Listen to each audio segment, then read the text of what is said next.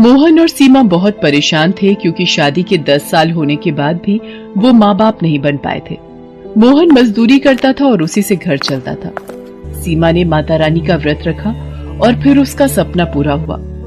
मोहन और सीमा को एक बेटा हुआ और उसका नाम मोनू रखा।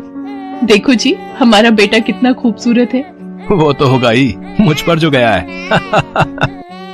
वो दोनों बहुत खुश हैं। मोहन एक दिन काम से लौटते वक्त मोनू के लिए एक लॉकेट खरीद कर लाया। लॉकेट में मोहन, सीमा और मोनू की प्यारी छवि है। उसने घर लौटने के बाद वो लॉकेट मोनू के गले में पहना दिया और बोला, ये लॉकेट हमारी निशानी है, ये जीवन भर मोनू के पास रहेगा। वो तो ठीक है, पर ये इतना बदमाश है कि पूछो मत, सोता ही नहीं है। अरे सीमा, तुम इसको लोरी सुनाओ ना। लोरी सुनकर सारे बच्चे सो जाते हैं। सीमा लोरी सुनाना शुरू करती है। लल्ला लल्ला लोरी, दूध की कटोरी, दूध में बताशा, मुन्ना करे तमाशा। लल्ला लल्ला लोरी, दूध की कटोरी, दूध में बताशा, मुन्ना करे तमाशा।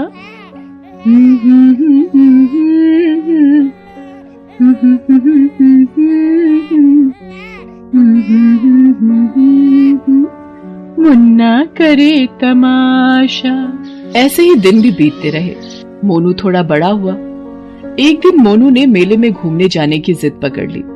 दुर्गा माँ के मंडप के पास मेला लगा था। महेश और सीमा मोनू को मेले में लेकर गए, मगर तभी दुर्घटना घटी। मेले में अचानक से आग लग गई। अरे बाप रे, मेले में आग लग गई है, भागो, अरे भागो। सीमा भागो, आग लग गई है। आप मोनू को छोड़िएगा मत। सभी इधर उधर जान बचाने के लिए भागने लगे और फिर वही हुआ जिसका डर था। मोहन से मोनू का हाथ छूट जाता है। मोनू वहीं गिर जाता है। माँ, पापा, बचाओ, कोई मुझे बचाओ। इतने शोर में सीमा और मोहन मोनू को सुन नहीं पाए। भीड़ से दूर जाकर वो मोनू को ढूंढने लगे। अरे मोनू कहाँ गया? मोनू, आपने मेरे मोनू का हाथ छोड़ दिया। अरे इतनी भीड़ में कब और क्या हुआ, कुछ पता ही नहीं चला। ढूंढो उसे। मोनू, मोनू, मेरा मोनू। दोनों ने मिलकर मोनू को बहुत ढूंढा, मगर मोनू नहीं मिला। मोहन और सीमा रोते हुए घर चले आए। इतनी मुश्किल से दोनों को संतान प्राप्ति हुई थी। घर में खुशी आई थी, लेकिन आज सारी खुशी खत्म हो गई। सीमा ने रोते हुए कहा, हे भगवान, हमारे साथ ऐसा क्यों हुआ? हमने किसी का क्या बिगाड़ा है? हे भगवान, आज मेले में क्यों गए हम? वो सब मुझे नहीं पता। मुझे मेरा मोनू वापस चाहिए।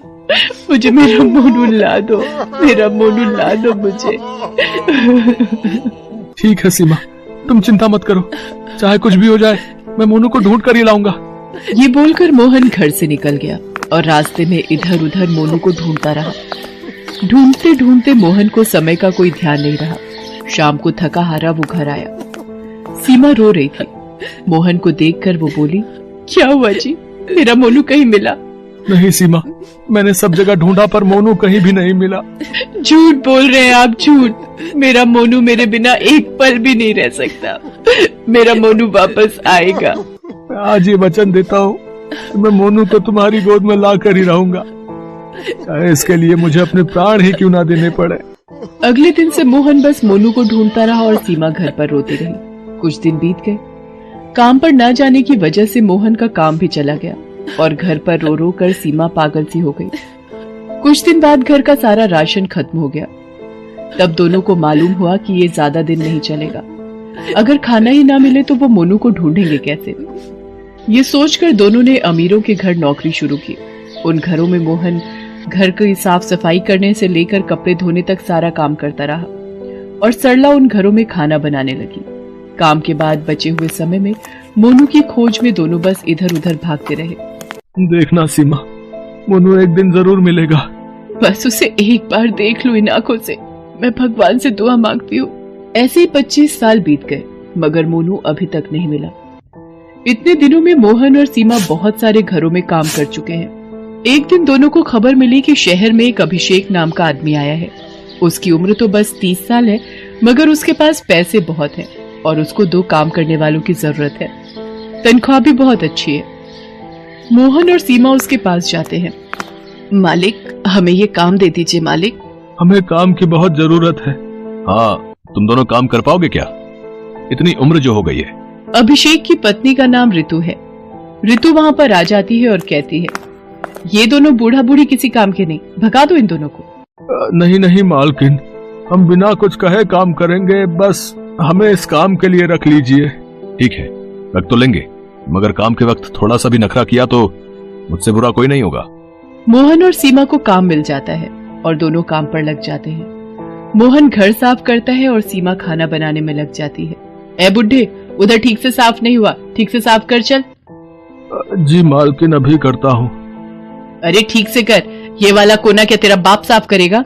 मोहन चुपचाप सुनता रहता है और काम करता रहता है। उधर सीमा खाना बना लेती है। अभिषेक और ऋतु दोनों खाने के लिए बैठते हैं। सीमा दोनों को खाना देती है और चुपचाप पास में खड़ी रहती है। अभिषेक पहला निवाला लेता है और कहीं खो जाता है। अरे ये क्या हुआ अभिषेक? क्या हुआ मालिक? खाना अच्छा नहीं बना है क्या? नहीं नहीं, वो बात नहीं है, ये स्वाद बहुत जाना पहचाना सा लग रहा है। जाना पहचाना? ये कैसे हो सकता है? सीमा ने तो पहली बार खाना बनाया है इस घर में। हाँ वो बात तो है, पता नहीं, ये मेरा भ्रम हो सकता है। दोनों खाना खा लेते हैं, लेकिन तभी मोहन गलती से कांच का बर्तन जमीन पर गिरा देता है और वो टूट जाता है। ऋतु बहुत गुस्सा हो जाती है। अरे ये क्या कर दिया इस बूढ़े ने, इतना महंगा बर्तन तोड़ दिया। माफ करना मालकिन, गलती हो गई। गलती? इस घर में गलती की कोई माफी नहीं है। तभी अभिषेक एक छड़ी लाता है और मोहन को मारने लगता है। सीमा भाग कर आती है और अभिषेक के पैर पकड़ लेती है। माफ कर दीजिए मालिक, इनकी तबीयत ठीक नहीं है। लो बहाना शुरू, मैंने तभी बोला था कि इन दोनों को निकाल दो, अब भुगतो। आप मुझे मारिए मालिक, लेकिन इन्हें छोड़ दीजिए। हाँ तुझे भी मारूंगी, मार खाने का बहुत शौक चढ़ा है ना तुझे। ऋतु तभी एक छड़ी लाती है और सीमा को मारने लगती है। दोनों चिल्लाते हैं। मारने के बाद अभिषेक और ऋतु अपने कमरे में चले जाते हैं।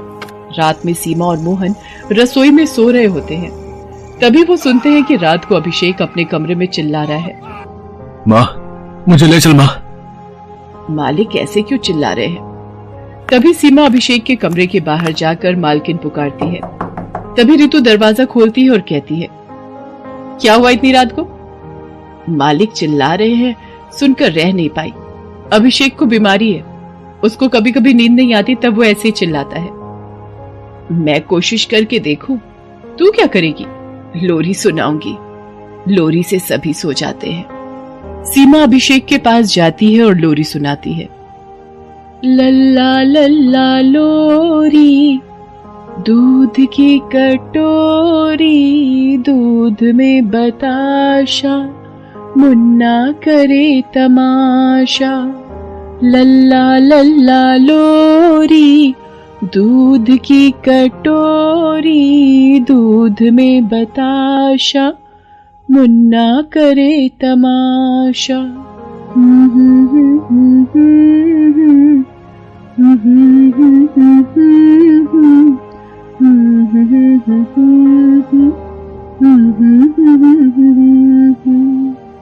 अभिषेक तुरंत सो जाता है।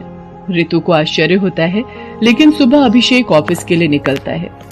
उसके ऑफिस में आज एक जरूरी मीटिंग है, इसलिए वो हड़बड़ी में घर से निकलता है और बिना इधर उधर देखे रास्ता पार करता है। पर तभी रास्ते में गाड़ी आकर उसे धक्का मार देती है और वो जमीन पर गिरकर तड़पने लगता है। ऋतु, सीमा और मोहन दौड़कर उसके पास जाते हैं। तीनों मिलकर अभिषेक को उठाने की कोशिश करते हैं और तभी मोहन और सीमा देखते हैं कि अभिषेक के गले में एक लॉकेट है। ये वही लॉकेट है जिसे मोहन ने मोनू के गले में पहनाया था। मोहन और सीमा उस लॉकेट को देखकर चौंक जाते हैं। अरे ये लॉकेट मालिक के पास कैसे आया? ये लॉकेट तो अभिषेक के पास बचपन से है, वो अनाथ है, किसी मेले में खो गया था। अभिषेक से ही सुना है मैंने। मेले में आग लगने के कारण दौड़ते हुए वो गिर गया था और उसके पापा से उसका हाथ छूट गया था। फिर सब कुछ खत्म होने के बाद जब वो मेले के पास बैठकर रो रहा था, तब किसी अनाथ आश्रम के मालिक ने उसे देखा और उसे अपने साथ लेकर गए। अभिषेक ने अनाथ आश्रम में रहकर ही पढ़ाई पूरी की और नौकरी करने बाहर चला गया। बचपन से ये लॉकेट उसके पास है। ये सुनकर मोहन और सीमा की आंखों में आंसू आ जाते हैं। असल में ये वही लॉकेट है जो मोहन ने मोनू के गले में पहनाया था। अभिषेक असल में उनका मोनू है। वो तुरंत मोनू को उठाकर दुर्गा माँ के मंदिर में ले जाते हैं और माँ से प्रार्थना करते हैं, हे माँ, मेरा बच्चा 25 साल पहले खो गया था। इतना ढूंढने के बाद आज वो मिला है हमें। उसको फिर से हमसे अलग मत करना माँ।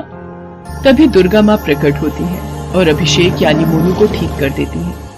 मोनू को सब कुछ पता चलता है और फिर वो सब समझ जाता है कि क्यों सीमा का बनाया हुआ खाना जाना पहचाना लग रहा था, क्यों सीमा की लोरी सुनकर वो सो गया था।